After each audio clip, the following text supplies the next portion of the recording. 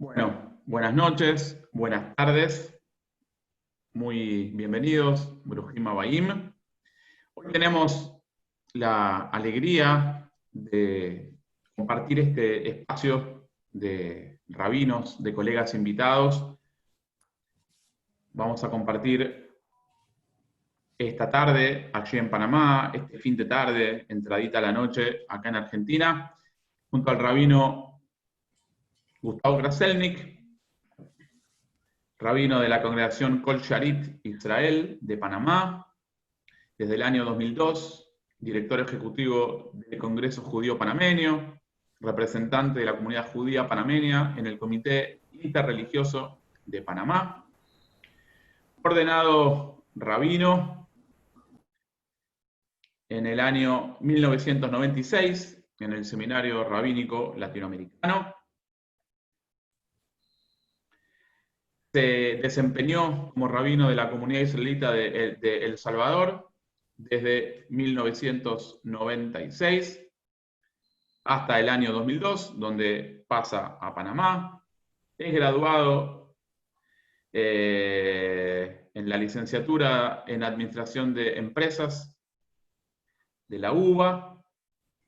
Gustavo participó del programa Mehanjim Bejirim, Senior Educators del Centro Melton para la Educación Judía de la Universidad Hebrea de Jerusalén. Es miembro de la Iniciativa de Liderazgo Centroamericana, CALI, y del Aspen Global Leadership Network. Es profesor de la Cátedra de Estudios Judaicos de la Universidad Santa María La Antigua, USMA, de Panamá, y del Seminario Mayor San José. Es el representante del Congreso Judío Latinoamericano para el Diálogo Interreligioso en Centroamérica y el Caribe, y ha participado de foros interreligiosos en América, Europa y Asia. El rabino Gustavo es argentino, está casado con Ruti, que anda por ahí, y tienen un hijo. Así que es un placer, es una alegría poder esta tarde compartir y aprender sobre el Golem de Praga junto a mi querido Gustavo Kraselnik. Gusti, Bebacayá, todo tuyo, Baruj Haba. Gracias, Pablo. Qué alegría. Un saludo para todos desde Panamá. Aquí las 5:10 de la tarde, 2 horas menos. Quizás algún memorioso me pueda ayudar, pero cuando Pablo me invitó y le respondí inmediatamente que con mucha alegría participaba de este espacio, me acordé que pasé un Yom Kippur en la Keilah de Rosario en mitad de la década de los 80. Claudio Kupchik era el seminarista y yo era su alumno en el seminario, en la escuela secundaria, Schechter, y él invitó si alguien lo quería acompañar para ayudarlo en la dirección de los rezos, y yo acepté voluntariamente, así que fuimos con 2 o 3 compañeros, me alojé en la casa de una familia y dirigí los rezos, eso habrá sido 85, 86. Estoy viendo si alguno de los memoriosos hace alguna seña como que se acuerda de esa época, ¿ok? Así que tengo mi conexión rosarina, belleza de ciudad que hace tiempo que no visito, en parte porque desde hace 26 años vivo fuera de Argentina y las visitas a Argentina son más familiares que para pasear, pero es una deuda pendiente. No sé si escucharon los que llegaron temprano, cuando saludé a Karina, le recordé que yo la conocía a ella antes que a Pablo, porque yo era madrig para un grupo de jóvenes, de adolescentes, donde ella estaba en una sinagoga en Buenos Aires. Después conocí a Pablo en el seminario y después me puso feliz verlos juntos y acaban de cumplir 25 años de casado, así que el resto es historia. Esto para decirles que estamos viejos y que nos conocemos del siglo pasado. Pero bueno, vamos a nuestro tema, que es la leyenda del Golem de Praga, que posiblemente muchos conocen parcialmente y que ha tenido desarrollos fascinantes. Así que tengo una presentación para compartirles. Si tienen alguna duda, inquietud o comentario, me van escribiendo porque entiendo que el chat está habilitado. Muy bien. escucho, vení. Ahí estamos. Muy bien. Lo que están viendo en la pantalla es una película, o mejor dicho, la publicidad o la carátula de una película de la que voy a hablar más tarde, que se llama El Golem. Es una película muda alemana de 1920. Sobre esto voy a volver después. Pero miren cómo este director alemán imaginó, visualizó cómo sería el Golem, y van a ver después cómo esto tiene desarrollos interesantes. Para los que no la recuerdan, o para los que no la recuerdan bien, o para los que no la conocen, la leyenda del Golem de Praga nos ubica en el siglo XVI, en la ciudad de Praga, lo que hoy es la capital de la República Checa, donde el líder de la congregación, el líder espiritual, el rabino Yehuda Leib, conocido como el Maharal, logra, mediante el juego de las palabras, conceder vida a una criatura de barro, a la cual no solo le da vida, sino que le da instrucciones para que proteja a la comunidad. Logra esta meta, pero después la situación de alguna manera se vuelve inmanejable, complicada, y entonces se ve obligado a destruir esta suerte de criatura que es el golem. Esta en esencia es la leyenda famosa. Si alguno ha visitado Praga, yo lo tengo pendiente todavía, hay que ir a la sinagoga de Praga, donde está el altillo, donde aparentemente entonces el Maharal tenía su mesa de trabajo, y allí desarrolló su capacidad de dar vida entonces al golem. La palabra golem aparece en el texto bíblico, en realidad no directamente, sino conjugada como mi golem, golmi, como pueden ver en el libro de los Salmos. Es la única referencia bíblica que tenemos. El salmista le está hablando a Dios, porque tú mis riñones has formado, me has tejido en el vientre de mi madre, yo te doy gracias por tantas maravillas, prodigio soy, bla, bla, bla. Mi golem tus ojos vieron.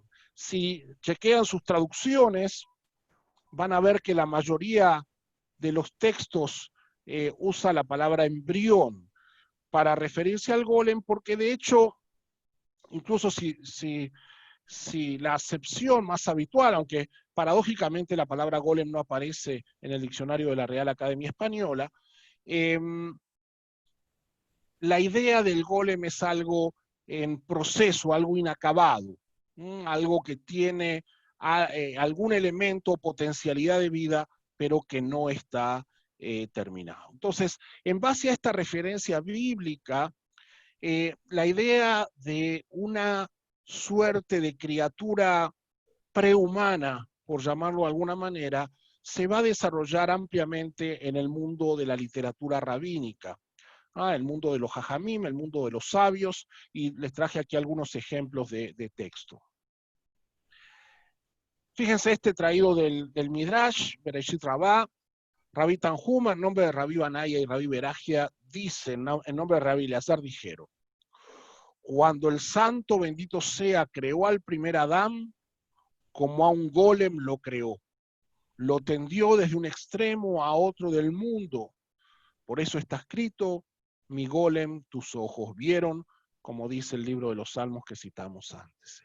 De acuerdo a este Midrash, entonces, en el proceso creador, Dios hizo primero un golem, es decir, una suerte de masa con forma humana, que todavía no es humano, porque no tiene hálito, no tiene alma, no tiene vida, y entonces lo creó de esa manera. Dios, como tenemos la imagen habitual, preparó a esta criatura de arcilla, como describe la propia Torá, que era como un golem, hasta que le insufla el hálito de vida y se convierte entonces en un ser humano. Otro texto midráshico, en este caso Tanjuma, Rabbi Yehuda ben Pedaya dice, 12 horas tuvo aquel día, es decir, el sexto día de la creación. El sabio describe cómo fue lo que pasó con el ser humano en ese periodo que va desde su creación hasta su expulsión del Gan Eden, pero entonces dice, en la sexta hora lo construyó como un golem, en la séptima hora le insufló hálito, en la octava hora lo colocó en el Gan Eden, en el paraíso. Como ven, otra vez aparece en el marco referencial de los sabios esta idea del golem como una criatura material, pero que todavía no se transforma en un ser humano. Es una etapa previa. Si tomamos en referencia el Midrash anterior y le sumamos pareciera ser entonces que es materia sin alma. Lo que transforma a esta criatura en Adán, el primer hombre, es que en la séptima hora Dios le insufla el hálito de vida. Entonces el ser humano es el que tiene ruach o el que tiene nefesh, espíritu, alma, lo que quieran. Pero cuando hay material sin este componente que podríamos llamar espiritual, se trata entonces de un golem. Aquí hay dos textos más de la literatura rabínica que están profundamente enraizados con el concepto del golem y que de alguna manera pudiésemos entender como las semillas que van a dar origen a la leyenda que mencionamos. En un conocido pasaje del Talmud, en el Tratado de Sanedrín, Raba dice, si los justos lo desean, ellos pueden crear un mundo. Como está dicho, pero vuestras iniquidades han hecho división entre vosotros y vuestro Dios. Los sabios en el Talmud están discutiendo sobre los poderes que tenían algunas figuras como los nigromantes o los magos, que tenían ciertos poderes, y entonces Raba plantea esta perspectiva. Dice que los justos tienen el poder para crear el mundo o crear un mundo. ¿Por qué? Porque lo que los diferencia de Dios son los pecados, es decir, que uno como ser humano sea un transgresor, le impide llegar a generar un mundo. Pero si fuésemos tzadikim perfectos, si fuésemos justos perfectos, entonces tuviésemos esa habilidad. De hecho, el propio Talmud nos cuenta a continuación, Raba creó un hombre y se lo envió a Rabbi Zeira, quien le habló, pero no respondió. Rabbi Zeira le dijo, fuiste creado por uno del grupo, por uno de nosotros, por uno de los sabios, retorna al polvo. ¿Ok? Pero este pasaje talmúdico entonces reconoce que está la capacidad de un sabio, de un tzadik, para crear vida humana. Quizás no perfecta porque esta criatura no tenía la capacidad de hablar.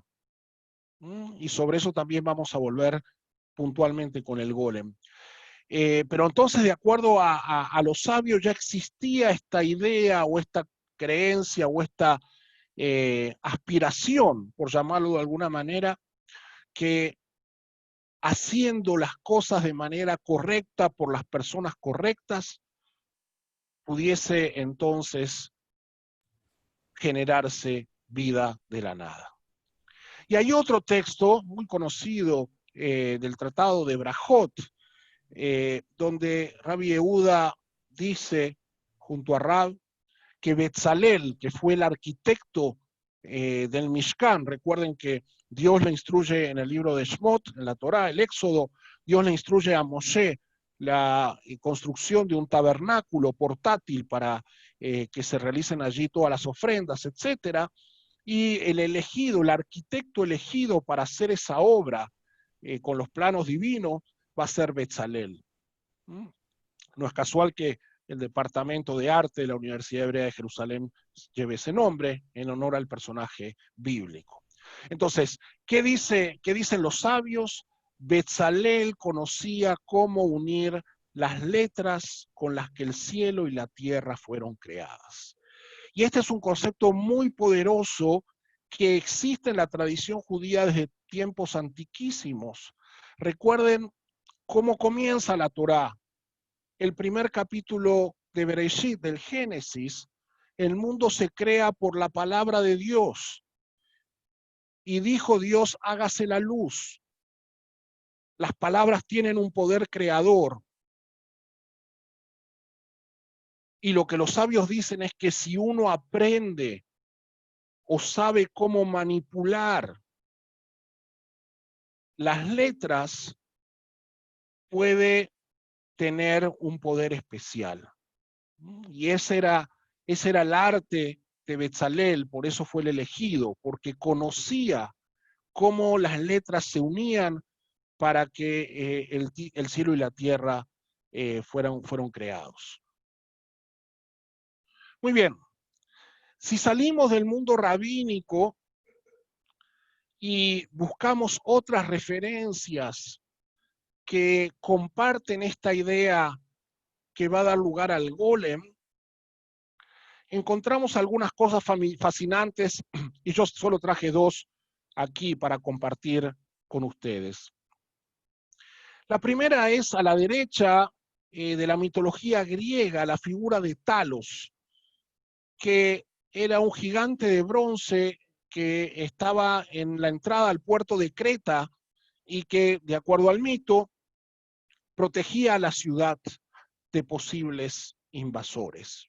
Fíjense que tenemos algunos elementos comunes y eso nos lleva a la otra leyenda muy conocida, pero que quizás nunca la planteamos de esa manera, que es la historia de Aladino, su lámpara y el genio, cuya versión inicial aparece en el libro de las Mil y una Noches, y que, como conocen la historia infantil, que la hemos visto decenas de veces, al menos los que tenemos hijos, nos ha tocado verla decenas de veces en distintas propuestas, etcétera, es una idea muy similar. Básicamente, esta lámpara era frotada y tenía la capacidad de hacer aparecer a un genio que protegía a el portador de la lámpara y de alguna manera entonces le permitía superar las dificultades, ¿no? Más allá de cómo a lo largo de los siglos la historia fue enriqueciéndose o fue romantizándose, si existe el verbo, la idea de alguna manera es similar. Tenemos una personalidad no humana, o pseudo-humana, o prehumana si quieren. Puede ser un gigante de bronce, puede ser un genio, puede ser un golem, que tiene algún atributo superior al humano, fuerza física generalmente, y que hace que su protegido entonces pueda sentirse cuidado y superar los problemas de la vida. ¿Ok? Muy bien. Entonces, en la visita que tenemos pendientes a Praga, no solo hay que ir a la vieja sinagoga, sino visitar la tumba del Maharal, y aquí algunos datos importantes para conocer. El Maharal fue una personalidad más allá de la leyenda del golem, reconocido por sus escritos. No está clara la fecha y el lugar del nacimiento, hay distintas teorías.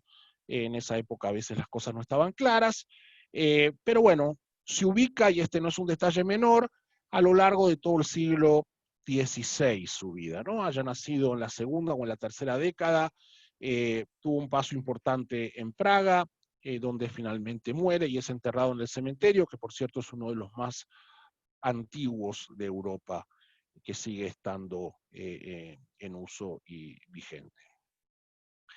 Hay una leyenda que tiene más de leyenda que de historia real, que tuvo un encuentro con el emperador de Bohemia, Rodolfo II, que lo convocó y que hablaron y qué sé yo. Bueno, muchas de estas historias son mitos urbanos, que agigantan de alguna manera la figura. Cuesta pensar, más allá de nuestro corazón, que el rabino de la comunidad judía haya estado ahí con el emperador. Era un hombre del Renacimiento, y como van a ver esto no es casual, estudió filosofía, matemáticas, física y astronomía, un hombre de un conocimiento científico amplio, y era amigo de Tycho Brahe, el astronomista, y eso también influyó de manera significativa, porque obviamente en la contemplación de los astros parecía haber mucha sabiduría y mucho conocimiento. Muy bien. Sara escribe aquí que estuvo en el barrio judío de Praga y ante su tumba el rabino Borges escribió su poema sobre Golem. Gracias, Sara, me estás spoileando, porque vamos a hablar de Borges en un rato. ¿Ok? Gracias por el comentario. Seguimos con el Maharal. Era el líder de la comunidad de Praga.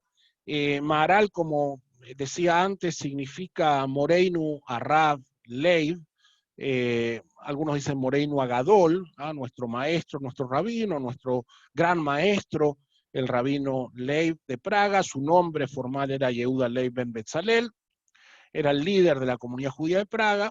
Era un conocedor del Sefer HaYetzirah. El Sefer HaYetzirah es una de las obras fundamentales de la mística judía, donde precisamente habla del Yetzirah, quiere decir creación, de cómo Dios crea todo, utilizando las letras del alfabeto hebreo, que son 22, y de hecho hay una complementación con los 10 dígitos, entonces son los 32 caminos de Dios y cosas que los místicos desarrollaron con apasionamiento.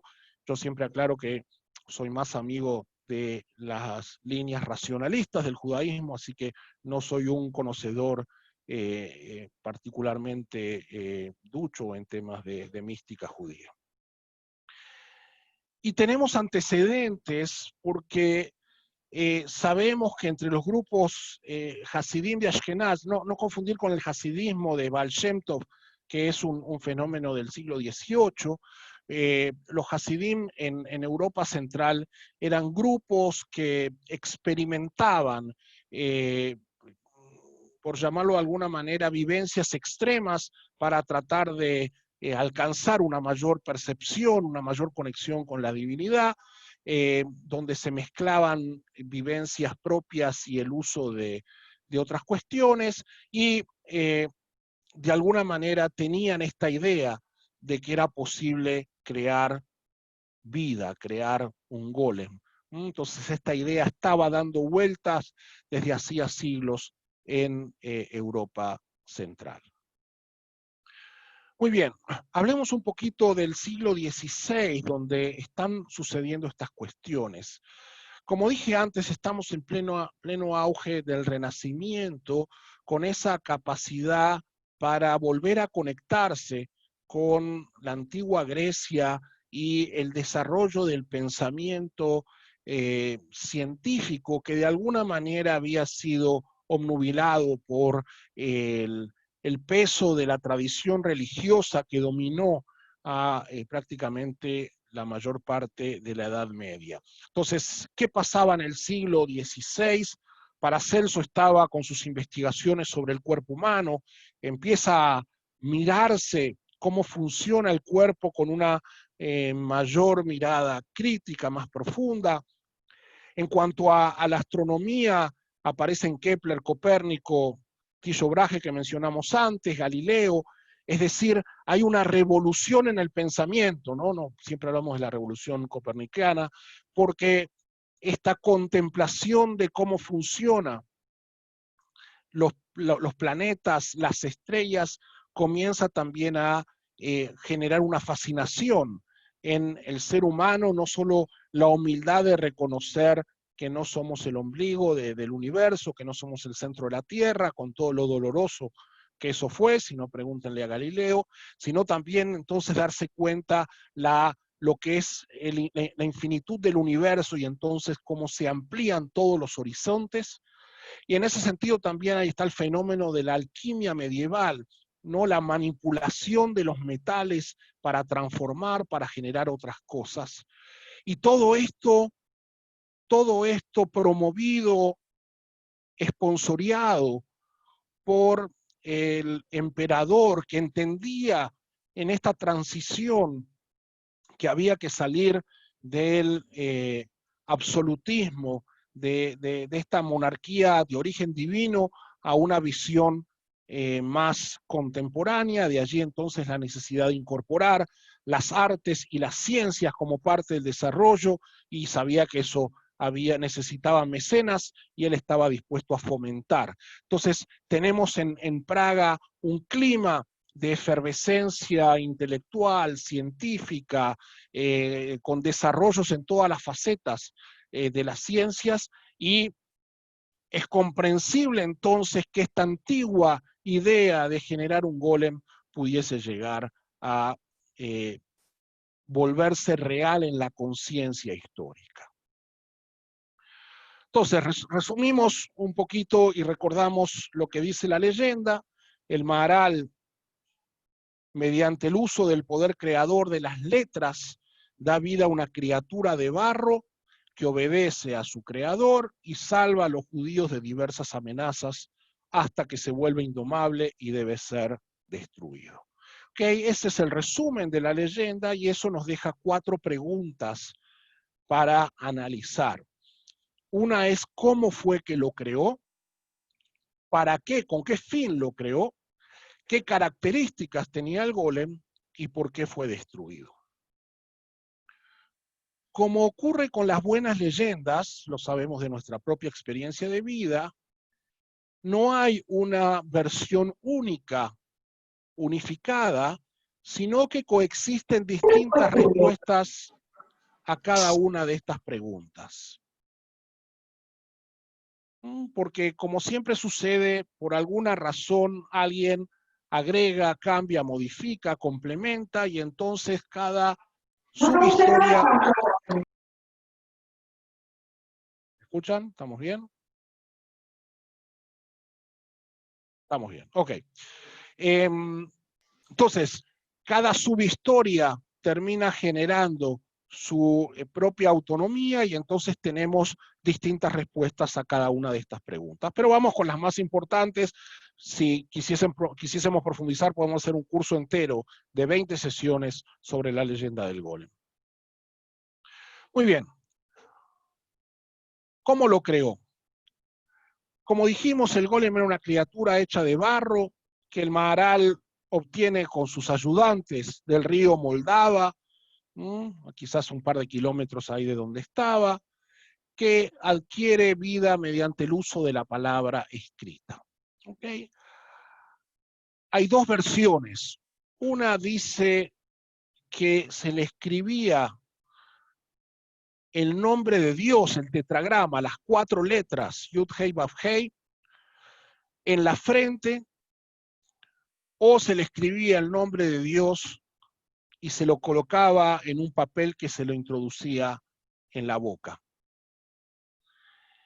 Y la segunda, por ahí la más popular, o al menos la que yo conocía de toda la vida, era que se le escribía en la frente la palabra Emet.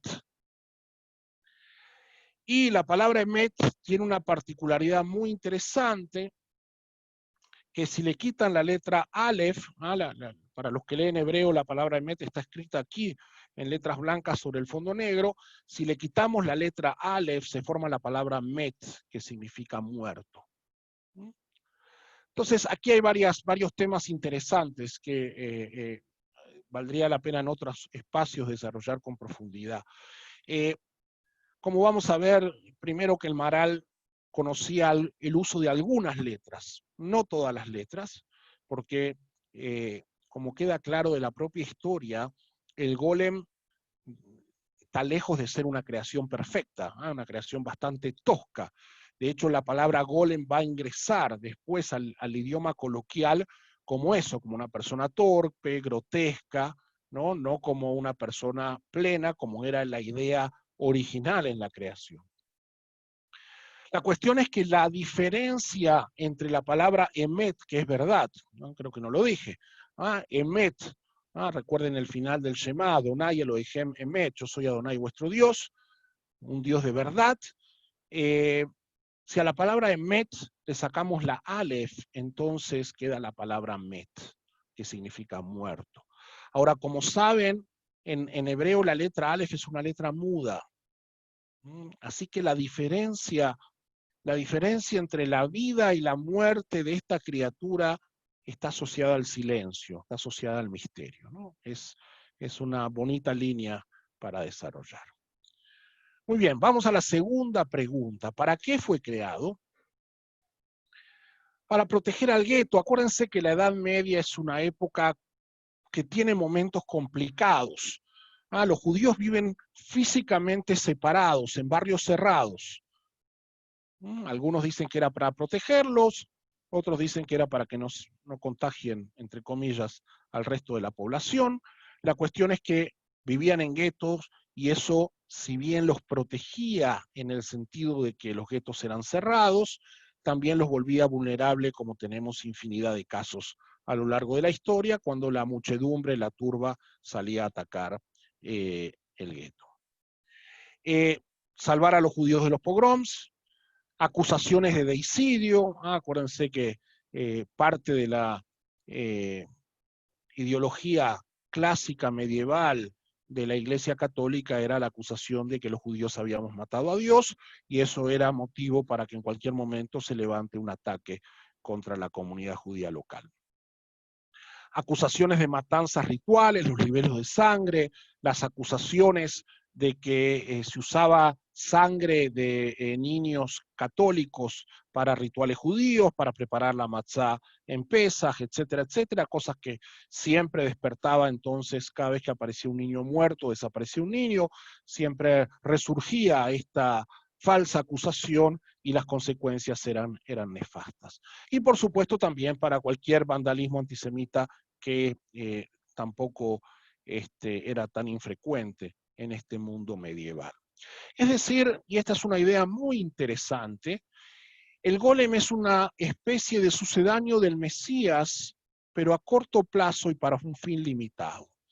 Es decir, si nosotros anhelamos la llegada del Mesías para que instale la época mesiánica y se resuelvan todos los problemas, se resuelva el tema de las relaciones con los pueblos vecinos, se resuelva el tema, por supuesto, de la diáspora o del exilio y retornemos a Israel, etcétera.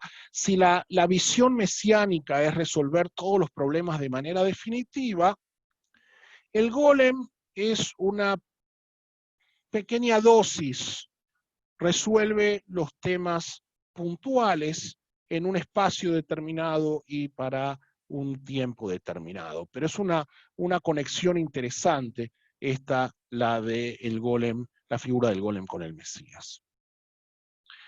¿Qué característica tenía? Bueno, era mudo, no hablaba, era alto y fuerte, se mueve con agilidad a pesar de que era alto y fuerte, era sumiso, era obediente, el tema era quién le daba la instrucción, pero el que sabía darle la instrucción lograba el objetivo, no tenía iniciativa, simplemente acataba órdenes y actuaba, y era una versión muy imperfecta de Adán. Vimos esta conexión al principio entre el primer Adán, ¿sí?, que era un golem y que termina convertido en un ser humano, y este golem que obviamente se queda limitado. Si bien algunas cosas resuelve, como proyecto de persona termina siendo poco exitoso. Y como dice el texto aquí, la creación del golem apenas reproduce en otra escala el poder divino. Al final lo que queda claro es que si el ser humano, por más que tiene el conocimiento y el poder y la capacidad, pretende crear a otro ser humano de manera artificial, el resultado es incomparable, es muchísimo menor relacionado con lo que Dios hace.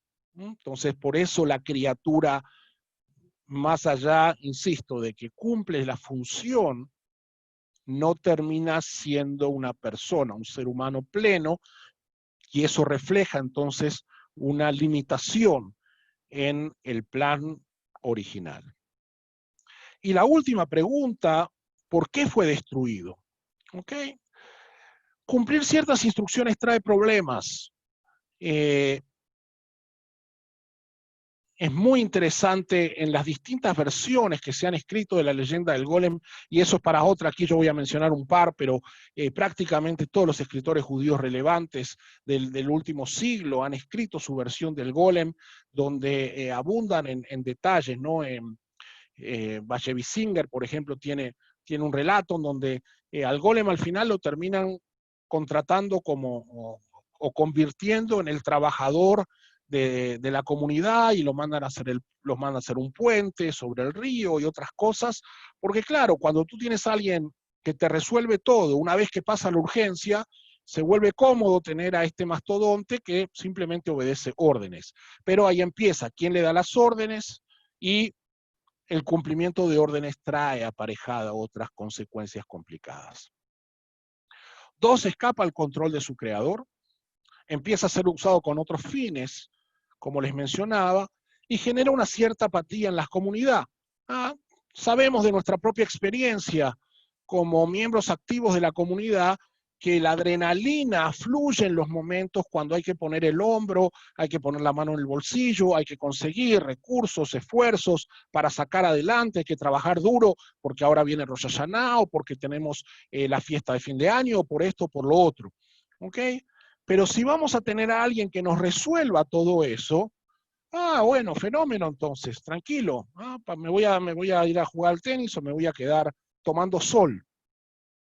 Algo así cuentan las leyendas, las historias sobre la leyenda del golem. Una vez que el golem empieza a resolver todos los problemas de la gente empieza a desentenderse, sus prioridades empiezan a cambiar, y eso es un problema.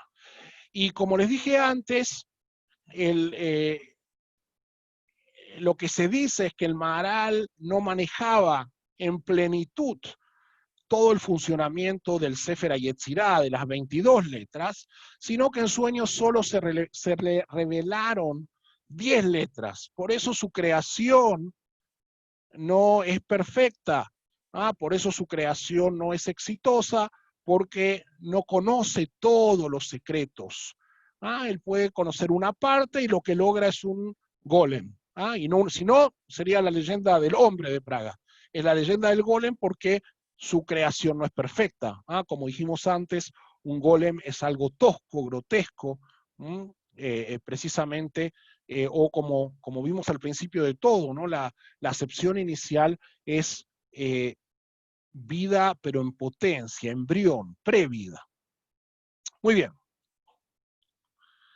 El golem se vuelve un referente muy importante de la cultura occidental desde inicios del siglo XX, porque coinciden dos fenómenos muy interesantes. Uno es la novela El Golem de Gustav Meyrink, que es un texto que no habla especialmente del golem, sino de manera simbólica, y obviamente está ambientada en el gueto de Praga, pero es una novela que impactó mucho. De hecho, Borges reconoce que es la novela que lo impactó a él para escribir su poema, del cual vamos a escuchar en un ratito.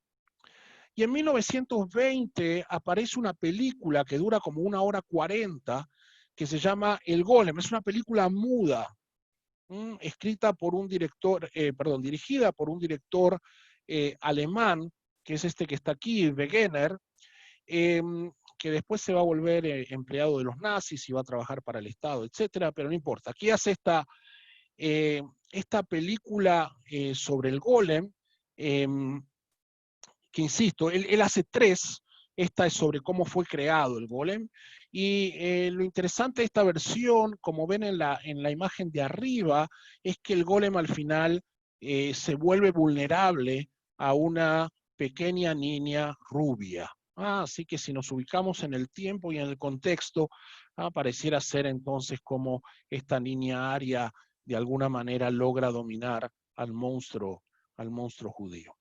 Ok, la cuestión es que acuérdense que en 1920 no abundaban las películas, así que el hecho de tener una película sobre el golem tan antigua demuestra de alguna manera o tiene un impacto significativo, y como dije antes también el libro. Esto coloca al golem de alguna manera como parte integral, si quieren, de la cultura occidental, y las referencias son abundantes, y como les decía, cualquier escritor judío ha escrito su versión de la leyenda del golem. Pueden buscar, se consiguen en internet algunas de las más conocidas, muy interesantes al respecto.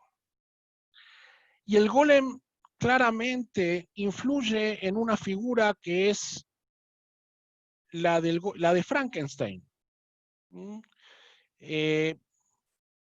Para mencionar así por encima algunas cuestiones, la conexión es muy evidente. ¿Sí? Se le da vida a la materia inanimada. Un mortal con conciencia es el canal que hace vivir tanto al golem como Frankenstein. Cuando cobran vida se muestran bondadosos, leales, después cambia la cosa, ¿ok? Pero al menos esa es la sensación inicial. Son semi-humanos, claramente, como dijimos del golem antes, y si ven Frankenstein, tiene los componentes de un cuerpo humano, pero claramente no es una composición armónica. El pueblo finalmente les tiene miedo porque tenían fuerza sobrenatural, y por supuesto que su aspecto no inspiraba mucha confianza. Y quizás el tema de más impacto en esta conexión es esto, que si bien cobran vida, no tienen alma. No tienen el elemento fundacional de la experiencia y de la existencia humana, ¿sí? Que es la conciencia, el alma, la noción de estar vivos y saber para qué estamos vivos, ¿no? Así que, pero es fascinante la conexión entre Frankenstein y el golem. Marvel, no sé si algún fanático de Marvel hay por aquí, yo no lo soy, pero en su colección de superhéroes saca muy marginalmente una figura que aparece en 3 o 4 de sus historias, la primera en 1974 y la última creo que en 2006, saca un superhéroe que es el golem, y lo pueden ver ahí, que es mucho más alto y fortachón que cualquier persona, y su característica además es que no puede saltar.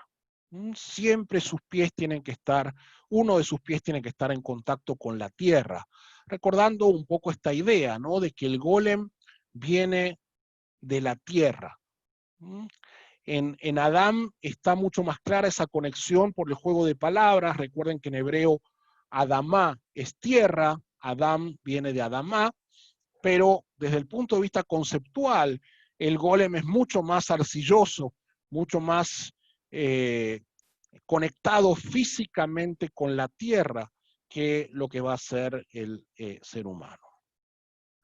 Hay otra, les quiero compartir entonces ahora el poema que Borges escribe sobre el golem, que de acuerdo a Bioy Casares es el mejor poema de Borges, ¿no? Y las referencias son muy, muy interesantes, y posiblemente la idea central es que lo que él mismo la plantea, lo planteó en entrevistas, es que el golem es a su creador, a la persona que lo crea, como el ser humano es a Dios.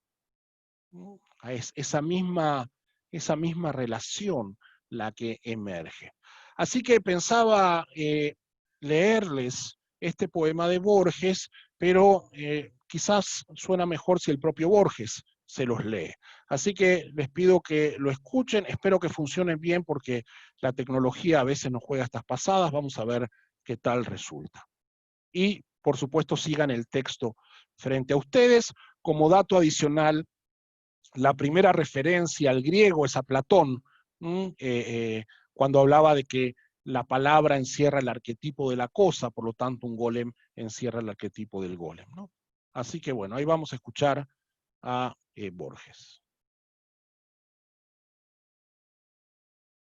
¿Se escucha? ¿Se escucha? No se escucha, no se escucha, no se escucha. Vamos de vuelta, ¿ok? Un segundo. Ajá. Ahora sí.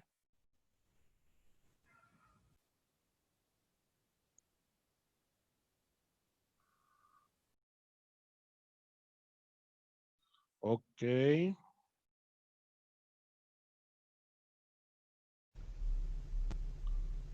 El golem. Ok. Sí, como el griego afirma en el cratilo, el nombre es arquetipo de la cosa. En las letras de rosa está la rosa y todo el Nilo en la palabra Nilo. Y hecho de consonantes y vocales, habrá un terrible nombre que la esencia cifre de Dios y que la omnipotencia guarda en letras y sílabas cabales. Adán y las estrellas lo supieron en el jardín. La herrumbre del pecado, dicen los cabalistas, lo ha borrado y las generaciones lo perdieron. Los artificios y el candor del hombre no tienen fin. Sabemos que hubo un día en que el pueblo de Dios buscaba el nombre en las vigilias de la judería. No a la manera de otras que una vaga sombra insinúan en la vaga historia, aún está verde y viva la memoria de Judá León, que era rabino en Praga. Sediento de saber lo que Dios sabe, Judá León se dio a permutaciones de letras y a complejas variaciones, y al fin pronunció el nombre que es la clave.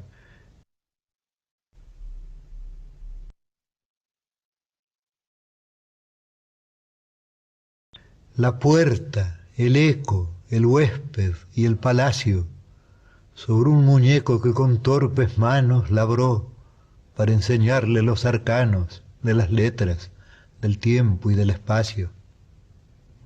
El simulacro alzó los soñolientos párpados y vio formas y colores que no entendió, perdidos en rumores, y ensayó temerosos movimientos.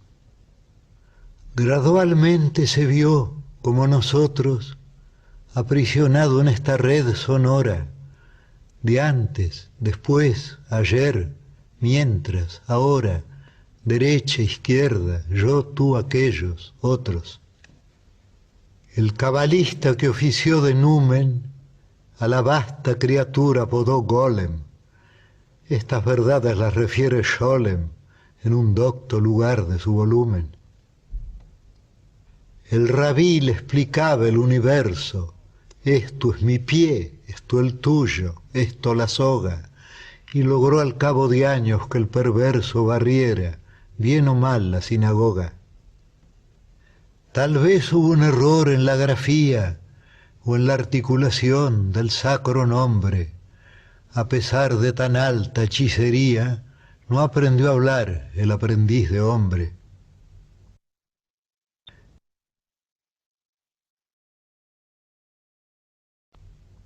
Sus ojos, menos de hombre que de perro, y harto menos de perro que de cosa, seguían al rabí por la dudosa penumbra de las piezas del encierro. Sus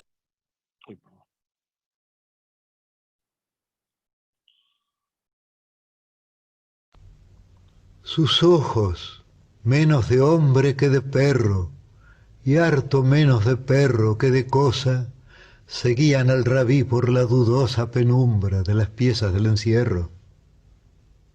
Algo anormal y tosco hubo en el golem. ya que a su paso el gato del rabino se escondía. Ese gato no está en Sholem, pero a través del tiempo lo adivino.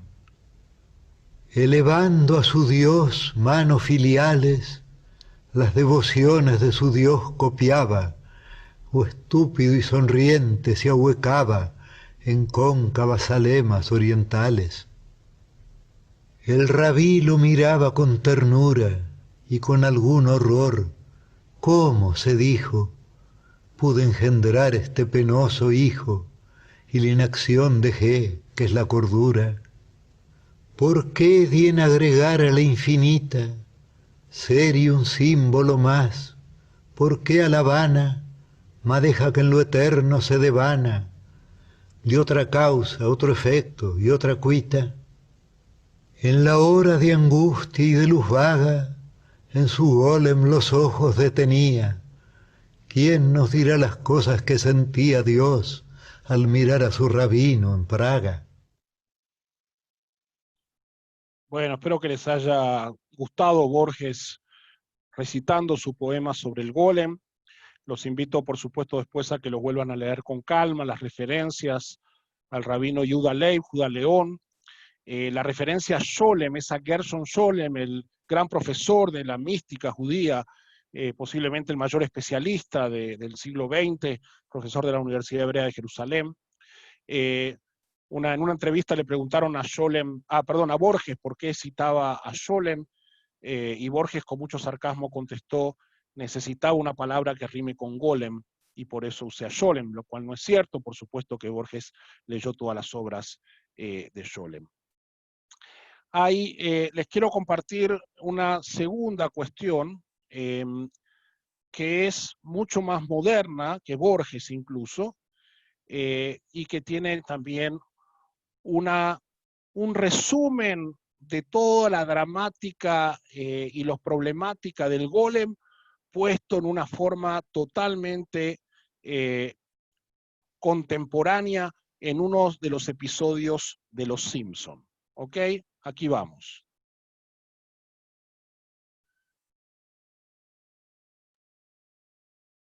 El golem mágico. Por último, quiero anunciar que desde el lunes este programa será transmitido en alta definición y así es como se verá. Así es, miren a su héroe. Buenas noches. ¿No vienes, Bart? No, iré a los camerinos a quejarme. Este reloj despertador marca Krusty rocía ácido en la cara. ¡Ay! ¡Uy! ¡Ya me lo habías mostrado! El cuarto de utilería. ¡De pelos! El auto de payasos en el que se ahogaron los enanos. ¿Ah? Oye, niño, esto no es un museo. Ese es el museo. Para niños, $49. Krusty, ¿qué es este monstruo? Es el golem de Praga. Legendario defensor de los judíos. Como Alan Dershowitz, pero con conciencia. Bromeo con Alan, somos amigos. En fin, en el siglo XVII, un rabino creó una criatura mágica con humilde arcilla. El golem hacía cualquier tarea escrita en un pergamino que colocaban en su boca.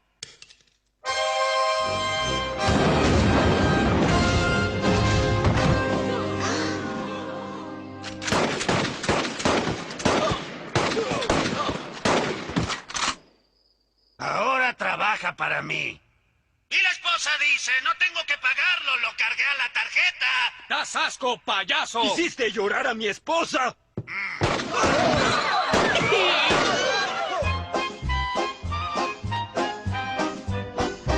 Ven a mi casa a medianoche. Ahora sí me disculpas, tengo que ensayar mi chiste de la mosca desesperada. ¡Bas, bas! ¡Oh, viene ese sexy recogedor de basura! Oh, necesito una caja llena de polvo para resistir esto.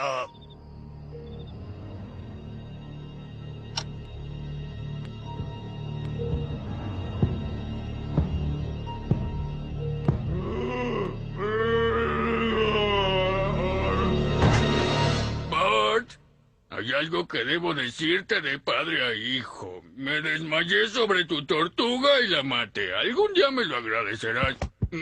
Hola, Milhouse. ¡Funcionó!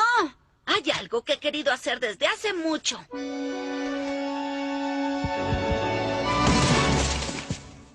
¿Qué, no entiendes mi letra? No dije patea los muros de Homero. ¿Qué sucede? Así está mejor. Escuela Primaria de Springfield. Oye, Simpson, danos tu dinero. No quiero. De hecho, ¿por qué ustedes no me dan su dinero? ¿Y quién va a obligarnos? ¿Ese golem? No, amigo. Sí, él.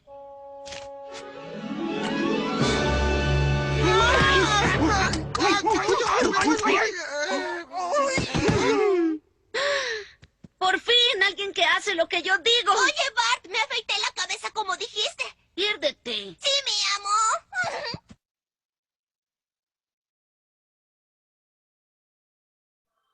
Bueno, hay una segunda parte, continúa eso. Un segundo. Hay una segunda parte que los invito a buscarla en YouTube, donde termina casado, para hacerle corto el cuento, con una golem que crean especialmente para él, pero ese no es el punto, pero para que vean cómo los Simpson toman toda esta leyenda y le dan un formato bien particular. Para terminar ya la reflexión sobre el golem, sorprendentemente Gershom Scholem, de quien hablábamos recién cuando hablábamos del poema de Borges, dice que la leyenda original no era en Praga, sino que era el rabí Eliyahu de Helmno, a quien se le atribuía la capacidad de crear el golem, y que en la segunda mitad del siglo XVIII se la transfirió de alguna manera a el rabino de Praga. Como ocurre con estas leyendas, cuesta encontrar y seguir el hilo, pero este detalle que menciona Scholem de alguna manera le agrega leyenda a la propia leyenda. Y para cerrar, entre los grandes escritores que tienen su versión del golem, quería citar un pasaje de Elie Wiesel, que al final de la leyenda dice: para mantener el misterio, el Maharal prohibió, bajo pena de excomunión, que nadie ingrese al sótano de la sinagoga. La gente le hizo caso. Mucho tiempo después, alguien abrió la puerta del sótano de la sinagoga, espió dentro y perdió la razón. Otra la vida y otra el alma. Pero un mendigo errante que encontré recientemente me confió su gran secreto, su propia explicación. El Maharal prohibía el acceso al sótano porque en verdad el golem permanece con vida y espera ser llamado.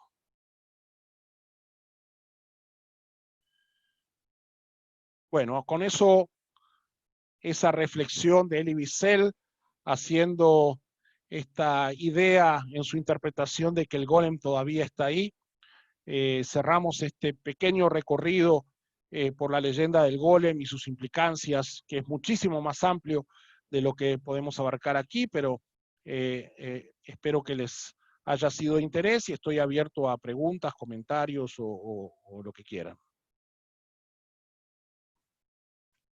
Querido Gusti, maravilloso, hermoso el recorrido que has hecho, incluyendo distintas versiones, como la voz de Borges leyendo su propio poema, el capítulo de Los Simpsons,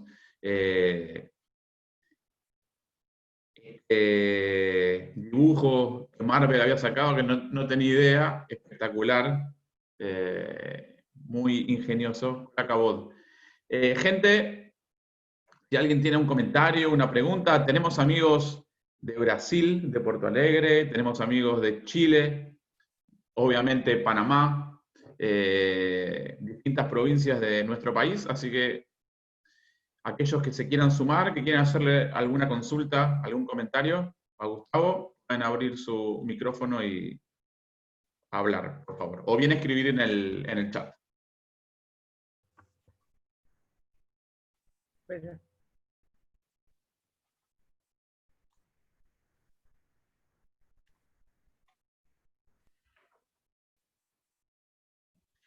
¿Tenemos alguna consulta, algún comentario?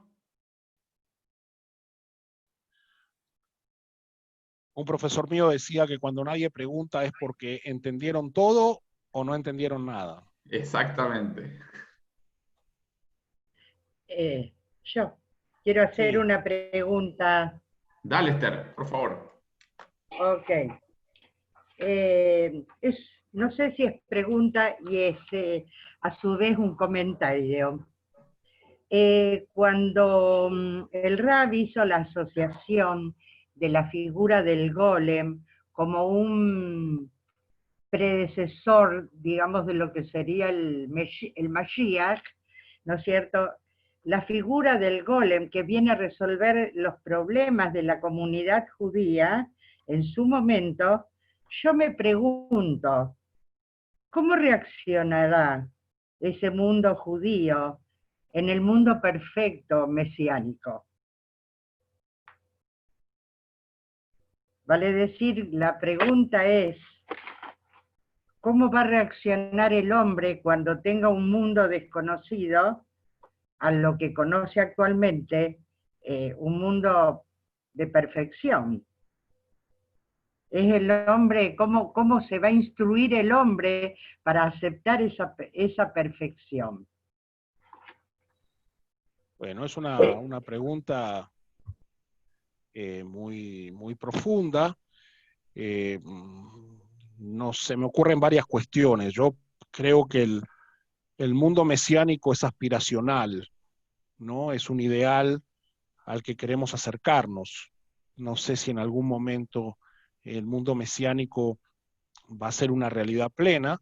Aspiro a que podamos estar cada vez más cerca a través de nuestras acciones, de solidaridad, de empatía, de generosidad, de justicia, de paz, etc. Pero sin duda, si algo queda claro de esta pandemia es que el ser humano tiene capacidad de adaptarse a cualquier cosa.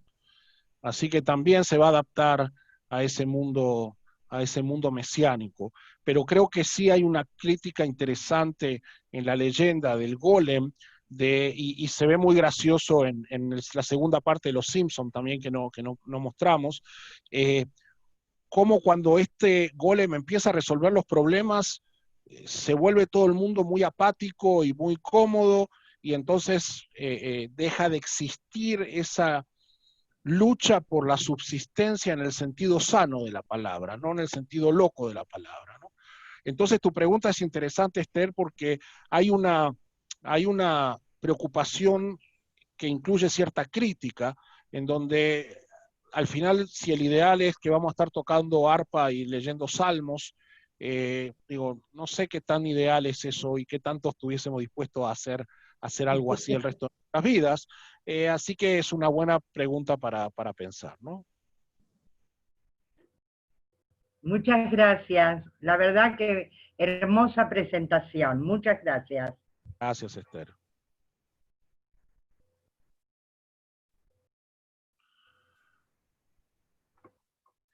Bueno, aquí en el chat hay otros temitas interesantes. Esta anécdota suena a leyenda también, ¿no? La del soldado nazi que entró al sótano y se murió al encontrar el golem. Es otra leyenda que se añade a la leyenda del golem. Las buenas leyendas tienen eso, ¿no? Que van creciendo, no se quedan estáticas, así que el golem sigue estando ahí, ¿no? ¿Alguien más que quiera hacerle una consulta? ¿Un comentario?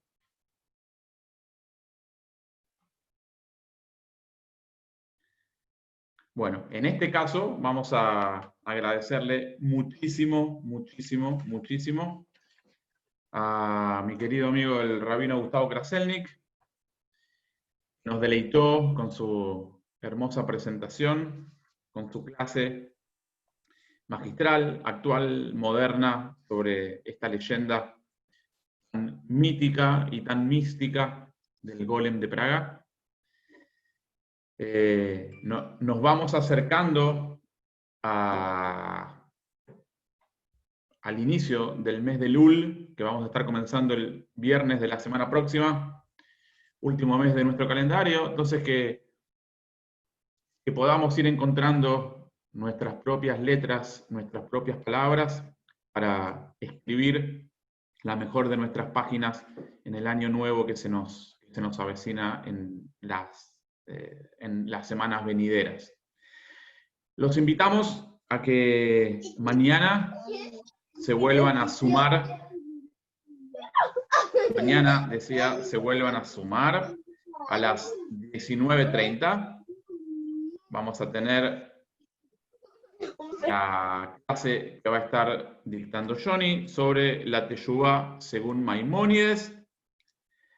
El viernes los invitamos para nuestro Kabbalat Shabbat, en el horario habitual, 19:30 horas, tanto por el Zoom como por el Facebook Live de la Keilah. El sábado, mismo horario, 19:30, vamos a tener nuestra tradicional Abdalá, donde vamos a estar compartiendo con la Kibbutzá que está haciendo Shnat en Israel. Van a estar en vivo y en directo. Para ellos va a ser nada más y nada menos que la 1:30 de la mañana. Y nos van a estar hablando sobre su visión sobre el conflicto israelí-palestino, relacionado con un paseo que tuvieron muy cercano a Haifa, y presentando lo que ellos vivieron, una muy linda, experiencia que van a estar compartiendo con nosotros, los chicos que están en Israel. Grande abrazo para los amigos de Brasil, los gaullos, un abrazo grande para los amigos chilenos, un abrazo grande para los que somos de aquí. Nos estamos encontrando mañana. Que tengan una hermosa noche. Un gran abrazo para todos. Chao, chao. Gracias, Gustavo. Gracias. Un gusto. Para todos.